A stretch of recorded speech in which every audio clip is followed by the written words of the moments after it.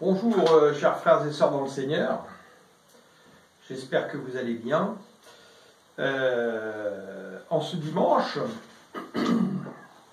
j'aurais pu le faire un lundi, un mardi ou un mercredi, c'est pas parce qu'on est dimanche. Je rappelle que notre Seigneur est le maître du Shabbat et qu'en Christ nous sommes dans son repos, quoi qu'il arrive et chaque jour, à chaque moment. Le Seigneur m'a demandé d'aller un peu plus loin dans quelque chose que nous avons déjà évoqué précédemment.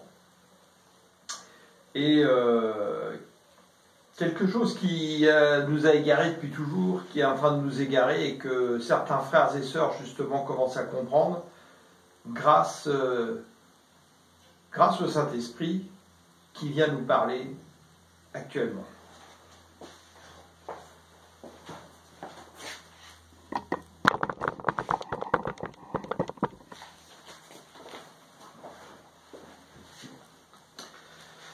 Donc j'ai dénommé cet enseignement « L'Église de Jésus le Christ est prête » et elle a toujours été prête. Notre texte principal sera 1 Pierre 2, 4.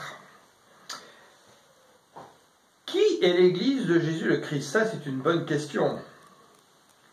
C'est marqué dans 1 Pierre 2, 4, c'est une assemblée de frères et sœurs, des récompensés de Dieu en Christ. Christ en toi, toi en Christ. Par Christ, son Saint-Esprit qui vit en toi et qui t'instruit et te guide. Et pour Christ, tout ce que tu fais de bon, tu le fais pour le Seigneur, pour faire la volonté de notre Père, qui bâtit sa récompense, son royaume, qu'il présentera à son Père à la fin. C'est d'ailleurs pourquoi, dans l'Apocalypse, à la fin, il dit « Je viens avec ma récompense ». Bref, un temple spirituel informel, pas un temple matériel.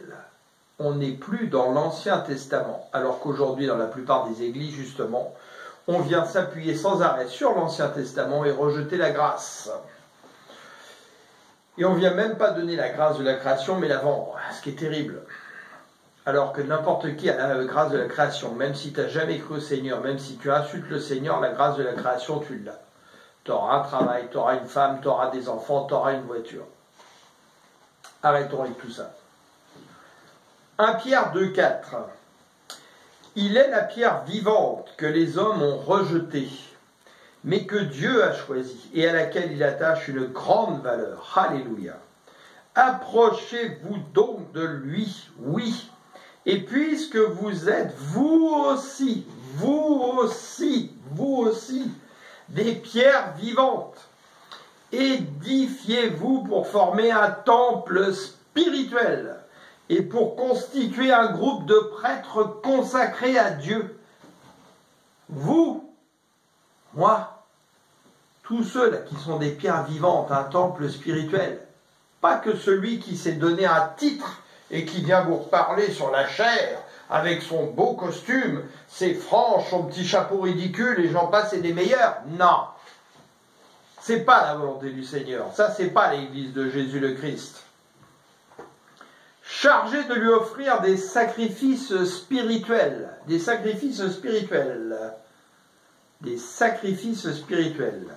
qu'il pourra accepter favorablement par Jésus le Christ. Ce qui veut dire que nous sommes en fait en communion avec le Seigneur en permanence, jour, nuit, tous les jours de la semaine, par nos pensées, nos soupirs inexprimables. Nous offrons ces sacrifices spirituels, nous communions avec le Seigneur régulièrement. Il communique avec nous, il nous en réveille la nuit.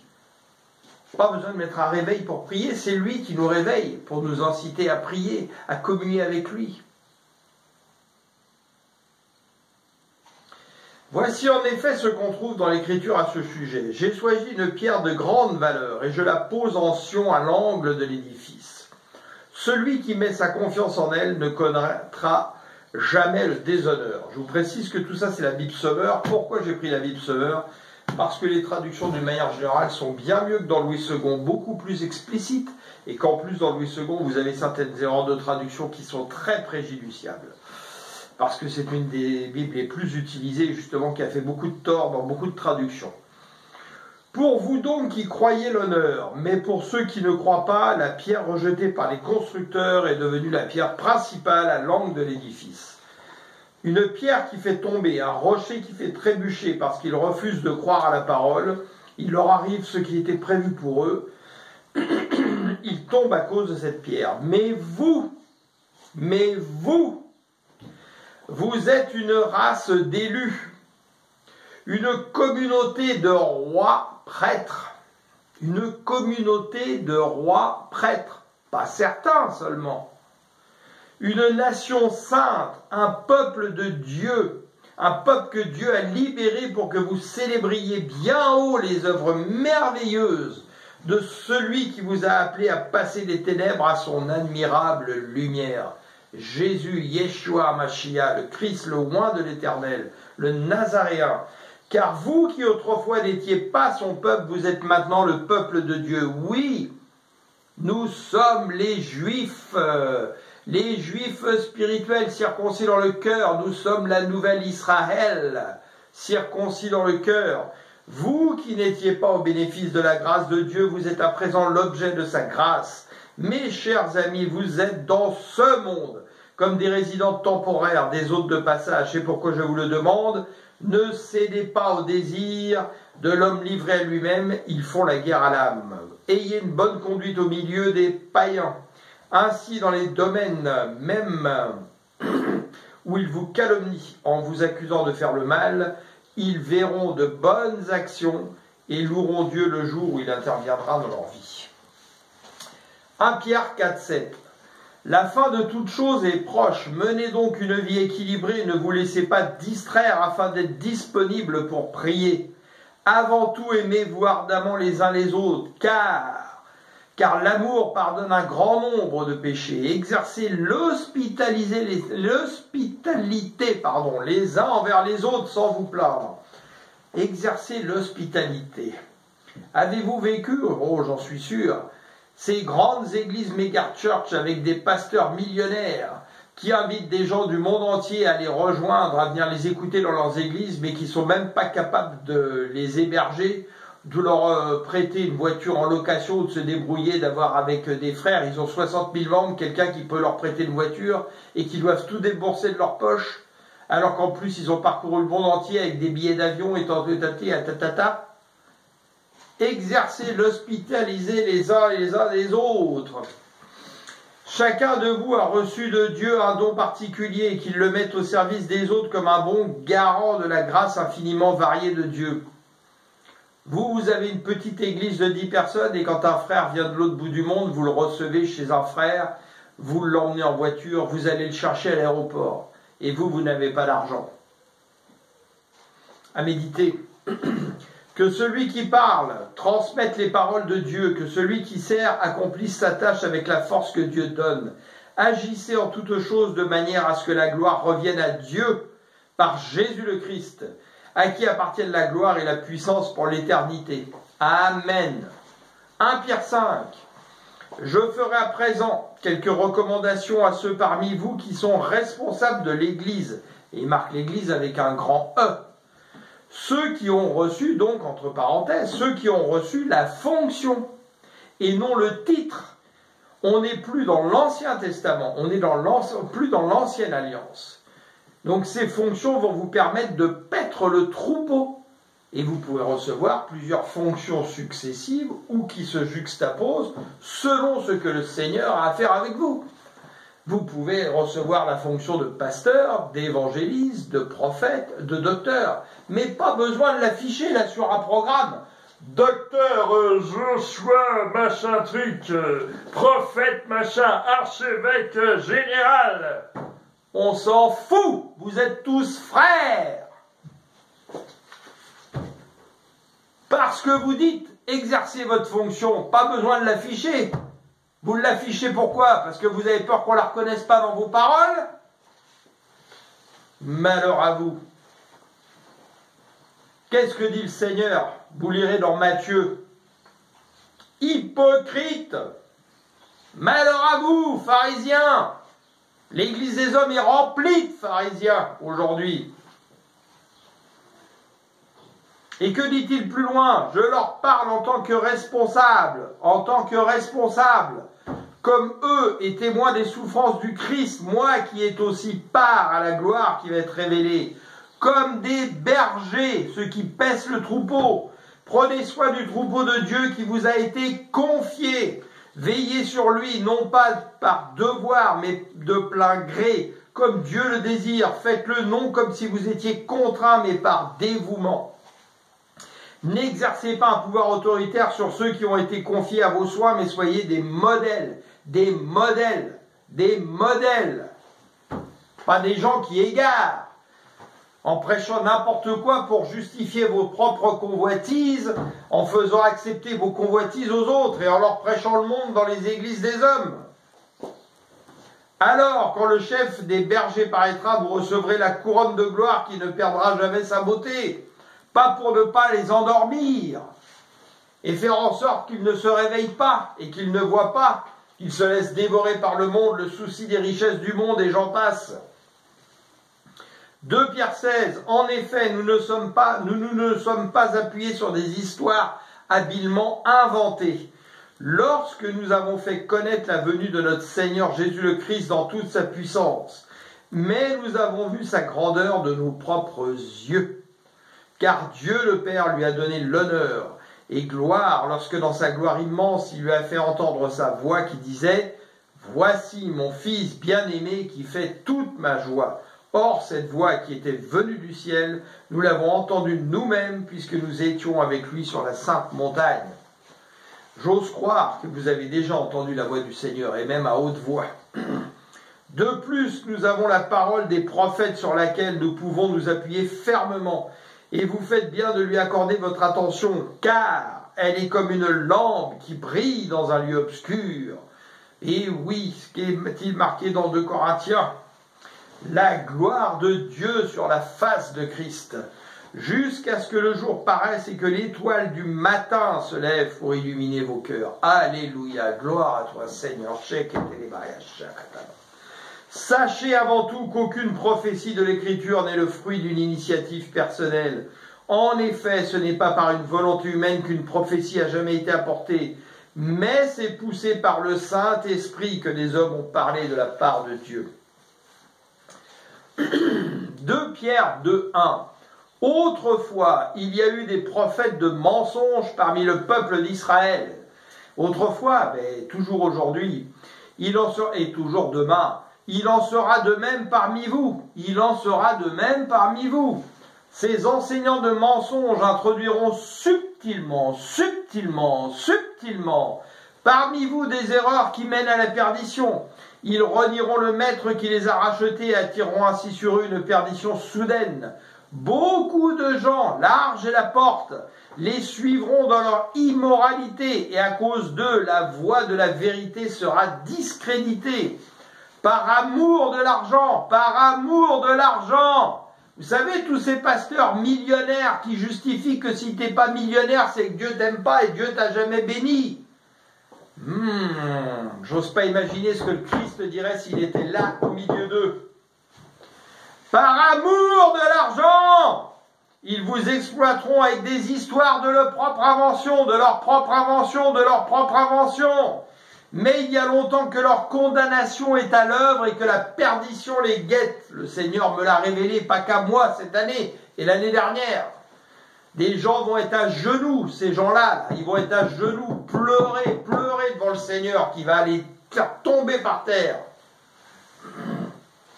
Vous allez voir des choses qui vont vous surprendre dans les années qui viennent. Ne dormez pas, ne normons pas, veillons, soyons prêts, tenons-nous à la brèche. Un peu plus loin, verset 17. Ces enseignants de mensonges sont comme des sources qui ne donnent pas d'eau, comme des nuages poussés par la tempête. Dieu leur a réservé une place dans les ténèbres la plus profonde. Avec leurs discours grandiloquents, mais creux, ils cherchent pour satisfaire leurs désirs tout humains. Ils veulent vous faire épouser leurs désirs malsains. à appâter par attrait de la sensualité ceux qui viennent à peine d'échapper au milieu des hommes vivant dans l'erreur. Ils leur promettent la liberté alors qu'ils sont eux-mêmes esclaves des passions qui les mènent à la ruine, car tout homme est esclave de ce qui a triomphé de lui, l'argent, l'amour des richesses, la recherche de l'honneur, de la gloire, des titres. Tout ce qu'on voit dans les églises des hommes pour la plupart, à part des petites églises indépendantes où là on fait pas de bruit et on travaille. Si après s'être arraché aux influences corruptrices du monde, par la connaissance qu'ils ont reçue de notre Seigneur et Sauveur Jésus le Christ, ils se laissent de nouveau prendre et dominer par elles, leur dernière condition est pire que la première. Il aurait mieux valu pour eux de ne pas connaître le chemin d'une vie juste plutôt que de s'en détourner après l'avoir connu et d'abandonner le saint commandement qui leur avait été transmis. Il confirme la vérité de ces proverbes, le chien retourne à ce qu'il a vomi et la truie à peine lavée se vautre de nouveau dans la boue. Le Seigneur lui-même m'a fait voir en songe des pasteurs que je ne nommerai pas, avec un double visage, et le visage qui se cachait, un visage tout flétri, qui n'a rien à voir avec le visage qu'ils affichent, ou un visage masqué, cachant quelque chose. Des pasteurs que vous connaissez, qui sont connus mondialement. 2 Pierre 3,8. Mais il y a un fait que vous ne devez pas oublier, mes chers amis, c'est que pour le Seigneur, un jour est comme 1000 ans, et 1000 ans sont comme un jour. Le Seigneur n'est pas en retard dans l'accomplissement de sa promesse, comme certains se l'imaginent. Il fait simplement preuve de patience à votre égard, car il ne veut pas qu'un seul périsse, il voudrait au contraire que tous parviennent à se convertir. Mais le jour du Seigneur viendra comme un voleur. En ce jour-là, le ciel disparaîtra dans un fracas terrifiant. Les instants brasés se désagrégeront et la terre se trouvera jugée avec tout ce qui a été fait sur elle. Eh bien oui, l'Église de Jésus le Christ, la vraie, celle qui est un temple spirituel, assemblé autour d'un temple, un corps spirituel qui rend des sacrifices spirituels, elle est prête depuis même le premier jour.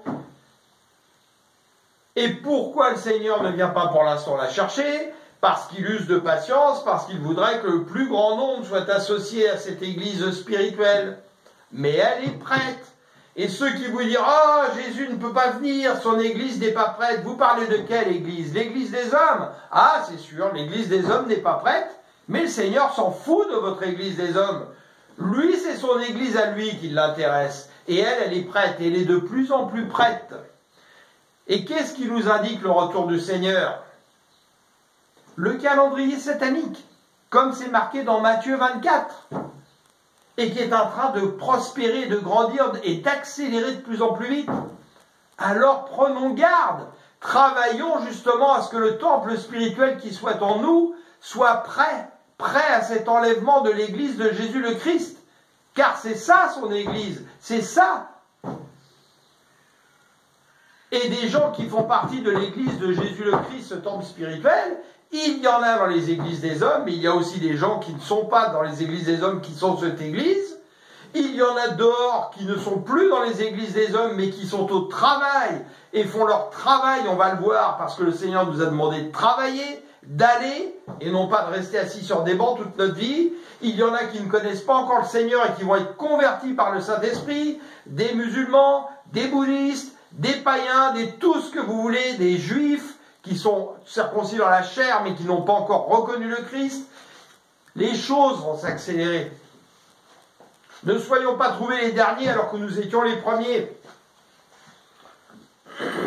Alors, en tant que temple spirituel, offrant des sacrifices spirituels, qu'est-ce que le Seigneur nous a demandé de faire? Nous asseoir sur des bancs toute notre vie pour être enseignés par des hommes qui souvent en plus viennent nous égarer ou nous endormir? Non, non. Si vous me trouvez ça dans la Bible, n'hésitez pas, vous avez mon contact sur la chaîne, ça m'intéresse. Qu'est-ce qu'il nous a demandé? Allez travailler dans la vigne de mon Père, attaché au cep, Christ lui-même. Nous sommes les servants pour propager la bonne nouvelle, faire des disciples, qui eux-mêmes vont former des disciples. Bref, faire fructifier la vigne, faire fructifier les talents qui sont reçus. Lisez Matthieu 24, juste avant Matthieu 25, le jugement des nations. Tout a été dit de Matthieu 21 à 25. Tout a été dit. Tout a été dit. Lisez-le d'une traite. Tout a été dit. Ce que vous faites que vous ne devez plus faire, ce que je sais que vous allez continuer à faire, ce pourquoi je vais mal vous traiter. Qu'est-ce qui va arriver à cause de ça? Mes avertissements. Comment je vais mettre à droite ceux qui ont bien travaillé et à gauche ceux qui ont mal travaillé. Tout a été dit. Qu'est-ce que vous cherchez de plus? Matthieu 21 à 28. Que pensez-vous de l'histoire que voici, ajouta Jésus. Un homme avait 2 fils, celui qui est fidèle, celui qui ne l'est pas. Il alla trouver le premier et lui dit, mon fils, va aujourd'hui travailler dans notre vigne. Je n'en ai pas envie, lui répondit celui-ci. J'ai été de cela. Mais plus tard, il regretta d'avoir répondu ainsi et se rendit dans la vigne. Le père alla trouver le second fils et lui fit la même demande. Celui-ci lui répondit, oui, mon Seigneur, j'y vais. Mais il n'y en a pas. Lequel des deux a fait la volonté de son père? C'est le premier, répondirent-ils. Et c'est les enfants qui ont répondu. C'est pas les pharisiens. Hein. Et Jésus ajouta, vraiment, je vous l'assure, les collecteurs d'impôts et les prostituées vous précéderont dans le royaume de Dieu. Des musulmans vous précéderont dans le royaume de Dieu. Des bouddhistes vous précéderont dans le royaume des dieux. Des païens aujourd'hui vont vous précéder dans le royaume de Dieu. Voilà ce que le Seigneur est en train de nous dire. En effet, Jean est venu, il vous a montré ce qu'est une vie juste et vous n'avez pas cru en lui. Tandis que les collecteurs d'impôts et les prostituées ont cru en lui. Eh bien, que vous ayez eu leurs exemples sous vos yeux. Vous n'avez pas éprouvé les regrets qui auraient pu vous amener enfin à croire en lui. Et je vous incite à lire donc toute la suite de Matthieu et d'une traite, comme je vous l'ai dit. C'est tellement clair comme de l'eau de roche. Matthieu 28, 18. Alors Jésus s'approcha d'eux et leur parla ainsi. J'ai reçu tout pouvoir dans le ciel et sur la terre. Allez donc dans le monde. Allez donc dans le monde. Vous savez, dans le monde où il y a la pensée du monde. Il n'a pas dit allez dans des églises où il n'y a que des gens sauvés. Vous vous mettez là à l'abri des bombes, vous savez, comme quand il y a la guerre dans un abri, et puis vous attendez là, hein, un jour je viendrai vous chercher. Non, c'est vraiment pas ce qu'il a dit. Hein. Faites des disciples. Oh ça c'est rigolo ça. Parmi tous les peuples, baptisez-les au nom du Père. Oui, parce que c'est le royaume du Père qu'on prépare. Du Fils, on les baptise au nom du Fils de Jésus le Christ, notre Sauveur, et du Saint-Esprit, on les baptise du Saint-Esprit. Pour qu'ils soient vraiment une nouvelle créature. Et apprenez-leur à obéir tout ce que je vous ai prescrit. Et voici, je suis moi-même, avec vous chaque jour jusqu'à la fin du monde. Comment est-il avec nous, moi-même? Par son Saint-Esprit. Et si on n'est pas baptisé du Saint-Esprit, qu'on n'a pas reçu le Saint-Esprit, ça va être très compliqué. Parce qu'on va raisonner avec notre intellect humain, ce qui va nous égarer. Rappelez-vous ce qui est arrivé à Pierre, quand Jésus dit « Et vous, qui dites-vous que je suis ?» Ils s'égarent tous dans des directions différentes, et Pierre, par le Saint-Esprit, dit « Je crois que tu es le Fils de Dieu, Jésus le Christ, le oint de l'Éternel. » Et il lui dit « Béni, tu es béni, car ce n'est pas la chair et le sang qui te l'ont révélé, mais c'est mon Père, donc par le Saint-Esprit. » Et alors que Pierre a reçu ça, quelques minutes après, que dit-il quand le Christ lui dit qu'il va aller à la croix? « À Dieu ne pèse, je t'empêcherai entre guillemets de faire ça. » Je paraphrase. Et là, c'est la pensée du monde, la pensée du diable, son intellect qui vient parler, alors que 2 minutes avant, c'est le Saint-Esprit qui parlait en lui. Donc prenons garde de ne pas tomber dans ce piège, parce que c'est très dangereux. Et ça peut nous arriver à tous. Luc 9, 61, un autre encore lui dit, « Je te suivrai, Seigneur. » Pourquoi je commence par Luc 9? Parce que Luc 10, ça commence après cela. Donc c'est intéressant de voir après cela. Luc 9, 61, un autre encore lui dit, « Je te suivrai, Seigneur, mais permets-moi d'abord de faire mes adieux à ma famille. » Jésus lui répondit, « Celui qui regarde derrière lui au moment où ils se mettent à labourer, avec sa charrue, n'est pas prêt pour le règne de Dieu. Et je vous rappelle qu'en 2021, le Seigneur m'a dit, labourez. Je vais semer et arroser pour faire croître. Et il m'a dit, soyez mes Élis. Donc le Seigneur aujourd'hui envoie son Saint-Esprit sur nous pour que nous soyons des Élis, l'esprit d'Élie qui prépare le retour du Seigneur. Et il a ajouté pour une pêche miraculeuse. Nous sommes là pour être des pêcheurs d'hommes. Combien aujourd'hui avons-nous gagné d'âmes? Combien avons-nous ramené des gens au Seigneur? Est-ce qu'hier, tu as pu prêcher à un de tes voisins? Lui prêcher le Seigneur? Est-ce que dans la rue, tu as pu prêcher quelqu'un pour l'amener au Seigneur? L'emmener à avoir l'envie d'acheter une Bible, lire la Bible, lire le Nouveau Testament, les épîtres. Avez-vous été utilisé par le Seigneur pour guérir des malades, pour chasser des démons, des esprits impurs comme il nous l'a demandé? C'est ça ce que le Seigneur nous demande, de travailler dans sa vigne. Alors passons à l'action. Et pas la peine de créer des bâtiments qui vont vous coûter des millions ou des milliers d'euros ou des locations à je ne sais pas combien de milliers d'euros chaque mois. Non!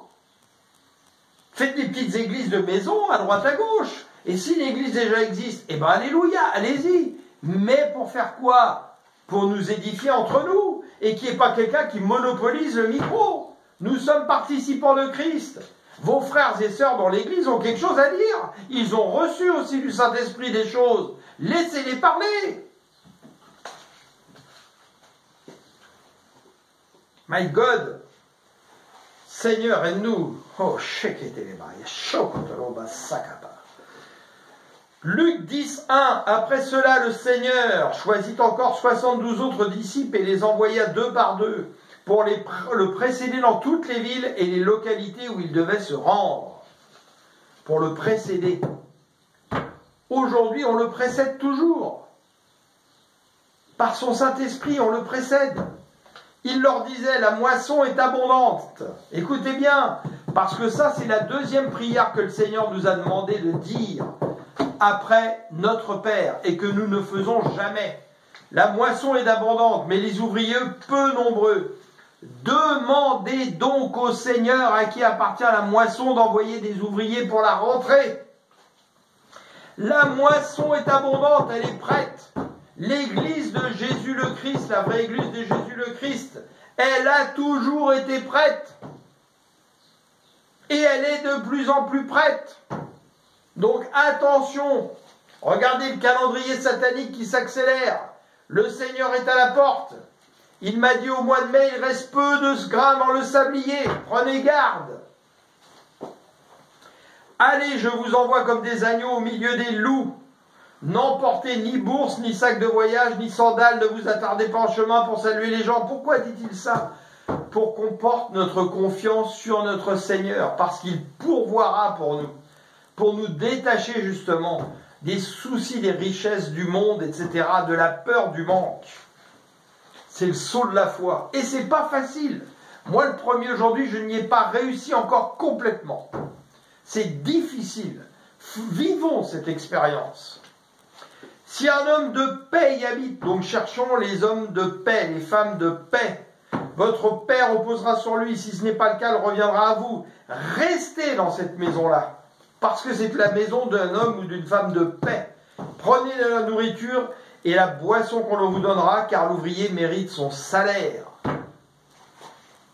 Ne passez pas d'une maison à l'autre pour demander l'hospitalité. Non, parce que sinon on perd son temps. Quand vous allez prêcher dans la rue, ne passez pas d'homme en homme. Non. Trouvez des hommes de paix. Ne vous acharnez pas dans des discussions qui durent 2 heures pour jeter vos perles au pourceau. Il y a des gens qui passent à côté qui, eux, ont besoin de ça et perdez pas votre temps avec d'autres qui n'en veulent pas de la parole. Ok, au revoir monsieur, bonjour, je vous salue, vous passez ailleurs. Dans toute ville où vous irez, on vous accueillera, mangez ce qu'on vous offrira, guérissez les malades qui s'y trouveront. Donc plus loin, on va trouver chasser les démons, les esprits impurs. parce que c'est souvent ça qui empêche que les gens reçoivent la parole. Et dites aux gens, le royaume de Dieu est proche de vous. Faisons-les se repentir et baptisons-les tout de suite. On va vous examiner, dans 6 mois, on vous baptisera. Non, lisez dans Actes des Apôtres. Vous les baptisez tout de suite, ou le lendemain. Vous prenez rendez-vous avec eux, et vous les baptisez aussi du Saint-Esprit. C'est ça que le Seigneur demande, pour que vous les entraîniez ensuite à dire la parole, à évangéliser, pour en faire des disciples, qui vont faire eux-mêmes des disciples, qui vont eux-mêmes guérir. C'est ça que le Seigneur voulait. Et on ne le fait pas d'une manière générale. C'est pour ça que justement le monde en est là. Et le Seigneur le savait. C'est pour ça qu'il nous l'a prédit. Parce qu'il connaît nos cœurs. Il sait à quel point on est désobéissant. Il sait que des faux prophètes sont venus nous égarer. Des fausses églises. Oh, oh Seigneur, viens nous en aide.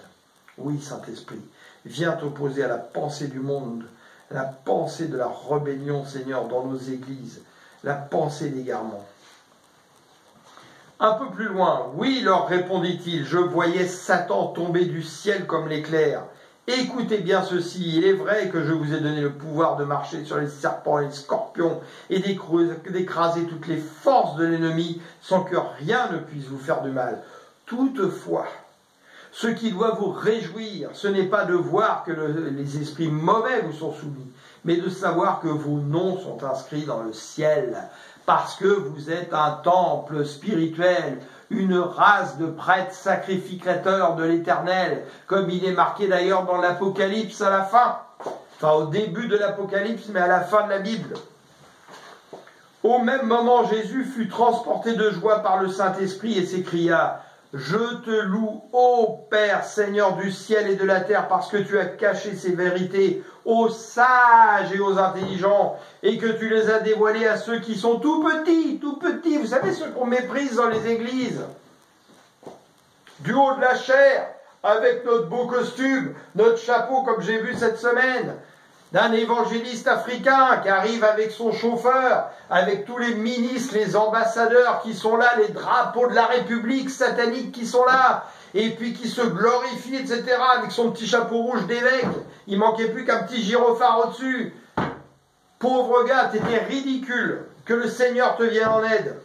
Et pourquoi? Pour recevoir le prix de l'humanitaire. Vous savez, l'humanitaire, pas la grâce infinie de Dieu, non, l'amour humanitaire. Celui qui est en train de préparer la venue de l'Antéchrist par la religion mondiale humanitaire.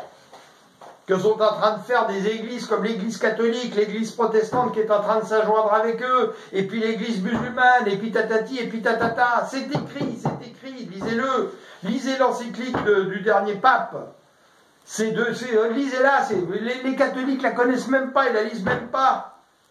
C'est du verbiage franc-maçonnique. Un reniement du Christ roi.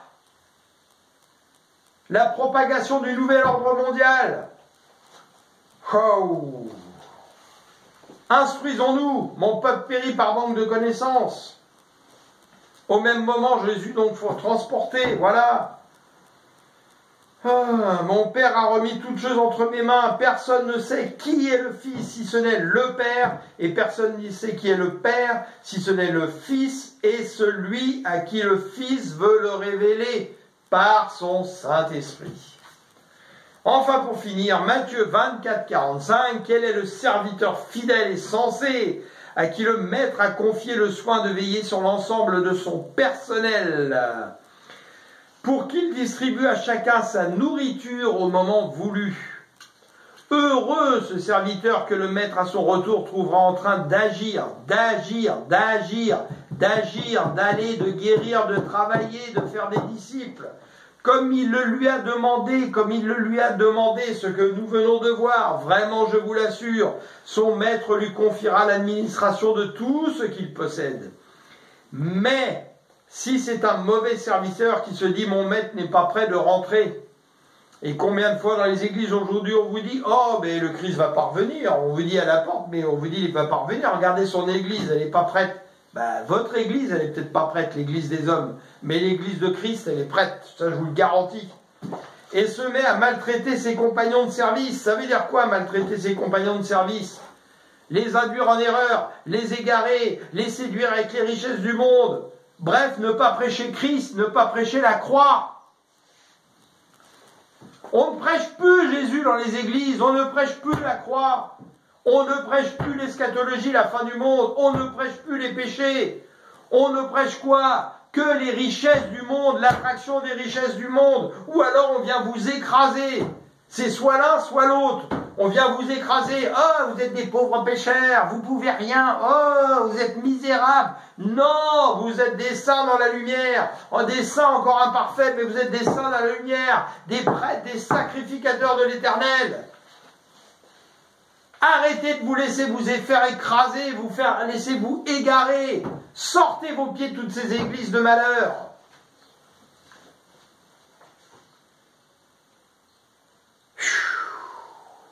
À manger et à boire avec les ivrognes, ça veut dire quoi ça? Faut aller plus loin. C'est-à-dire en fait à vivre selon le monde. Et combien de nous, et je l'ai été, on est toute la semaine à vivre complètement dans le monde. Et puis le dimanche, on va faire notre bonne œuvre, on va à l'église. Et puis on ressort à 13h et hop, on appuie sur BFM TV ou Canal+. Et puis on reprend toute la pensée satanique du monde. Et puis on recommence à vivre dans le monde. Et puis on va sur Netflix. Et puis sur Facebook. Ah, quelle est les bêtises? Oh, t'as vu la bêtise? Ah, c'est sympa, on la partage, hein. Bah, chacataba. Son maître arrivera un jour où il ne s'y attendra pas, et à un moment où il ne le connaît pas, alors le maître le punira très sévèrement, et le traitera comme on traite les hypocrites. C'est là qu'il y aura des pleurs et d'amers grincements de dents. Ne soyons pas trouvés comme ça. Et quand on est un temple spirituel, je vais vous dire quelque chose. On en parlait avec une sœur hier et on riait aux éclats. Vous savez que le Seigneur n'est pas sourd? Pas besoin de votre église de mettre une solo de 10 000 watts, hein? Il n'est pas sourd, le Seigneur.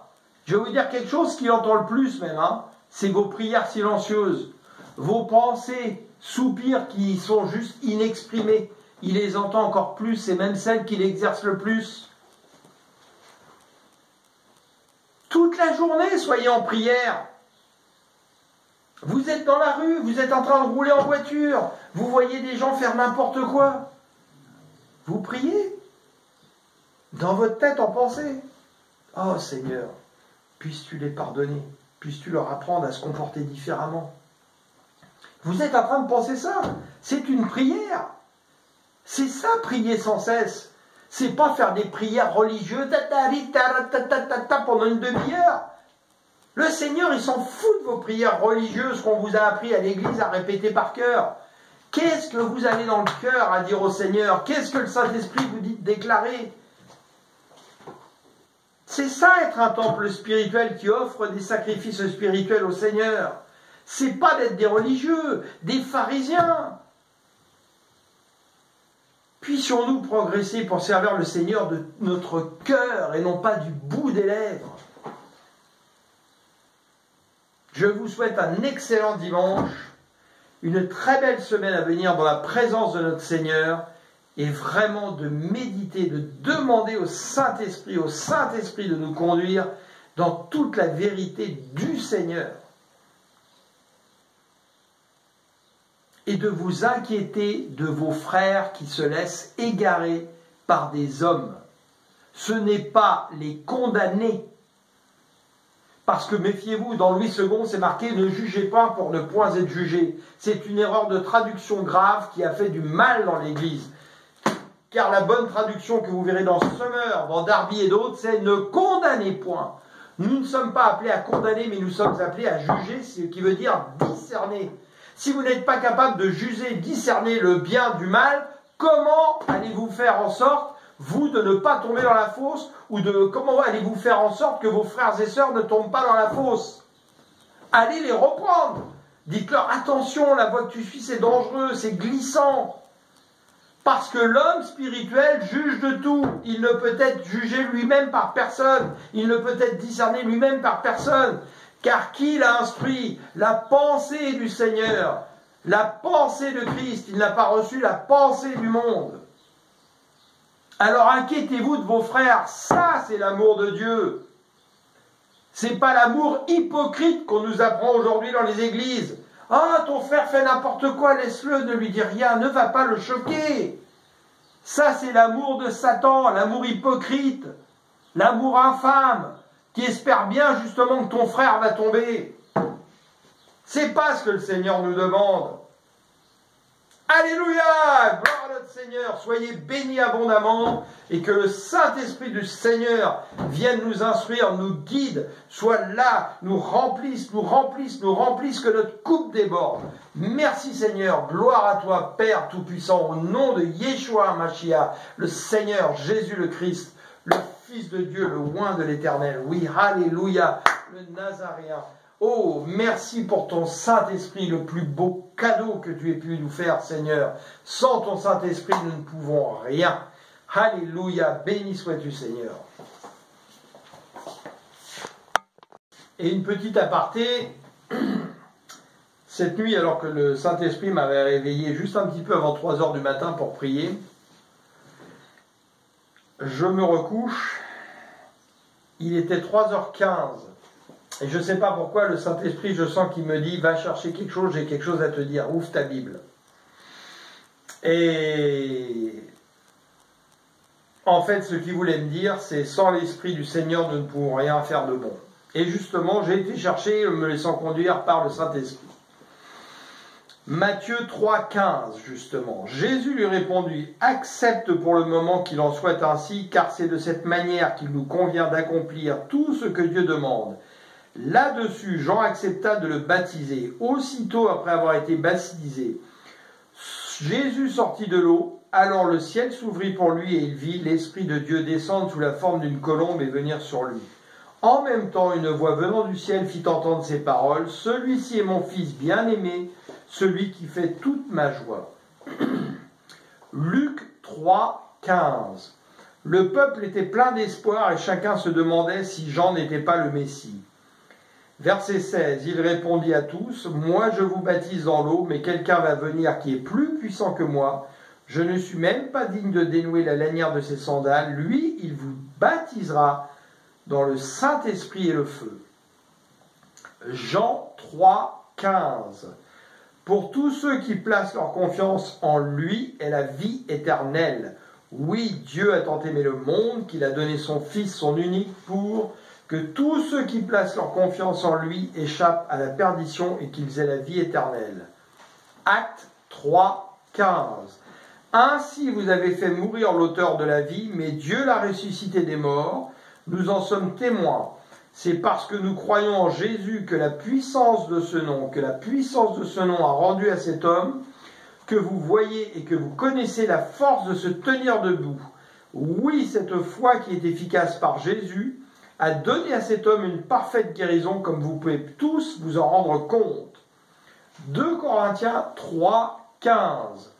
Aussi jusqu'à ce jour, toutes les fois que les Israélites lisent les écrits de Moïse, un voile leur couvre l'esprit. Mais comme le dit l'Écriture, lorsque Moïse se tournait vers le Seigneur, il ôtait le voile. Le Seigneur dont parle le texte, c'est l'Esprit, et là où est l'Esprit du Seigneur, règne la liberté. Philippiens 3,15, que je lisais hier soir avant de me coucher. Nous tous qui sommes spirituellement adultes, c'est cette pensée qui doit nous diriger. Et si sur un point quelconque vous pensez différemment, Dieu vous éclairera aussi là-dessus par son Saint-Esprit. 1 Pierre 3,15. Reconnaissez dans votre cœur le Seigneur, c'est-à-dire le Christ, comme le Saint. Si l'on vous demande de justifier votre espérance, soyez toujours prêts à la défendre, avec humilité et respect, et veillez à garder votre conscience pure. Ainsi, ceux qui disent du mal de votre bonne conduite, qui découle de votre consécration au Christ, auront à rougir de leur calomnie. 2 Pierre 3,15. Comprenez bien que la patience du Seigneur est le salut des hommes. Paul, notre frère bien-aimé, vous l'a aussi écrit avec la sagesse que Dieu lui a donnée par son Saint-Esprit. Il l'a fait comme dans toutes ses lettres où il aborde ces sujets. Certes, il s'y trouve des passages difficiles à comprendre, dont les personnes ignorantes et mal affermies déforment le sens, et combien de fois on le voit dans les églises des hommes malheureusement, comme elles le font aussi pour leur propre ruine des autres textes de l'Écriture. Enfin, Apocalypse 3, 15, « Je connais ta conduite et je sais que tu n'es ni froid ni bouillant. Ah, si seulement tu étais froid ou bouillant. Mais puisque tu es tiède, puisque tu n'es ni froid ni bouillant, je vais te vomir de ma bouche. Tu dis, je suis riche, j'ai amassé des trésors, je n'ai besoin de rien. Et tu ne te rends pas compte que tu es misérable et pitoyable, et que tu es pauvre, aveugle et nu. C'est pourquoi je te donne un conseil. Achète chez moi de l'or purifié au feu du Saint-Esprit pour devenir réellement riche, des vêtements blancs pour te couvrir afin qu'on ne voit pas ta honteuse nudité, et un collier pour soigner tes yeux afin que tu puisses voir clair. Alléluia, merci Saint-Esprit pour cette chose que tu m'as donnée, que je partage aujourd'hui avec mes frères et sœurs dans le Seigneur. Je vous aime. Recevez le Saint-Esprit.